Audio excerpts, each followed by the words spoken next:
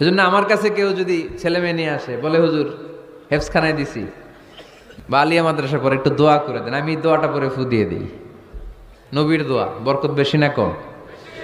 আল্লাহুম্মা ফাক্কিহু ফিদ্দিন ওয়া আল্লিমহু তা'বিল। মুখস্থ থাকলে ভালো, না থাকলে যে রেকর্ড হইতেছে ইউটিউবে শুনে নেবেন। এই দোয়াটা পড়ে ছেলে মেয়েদের ফু দিবেন।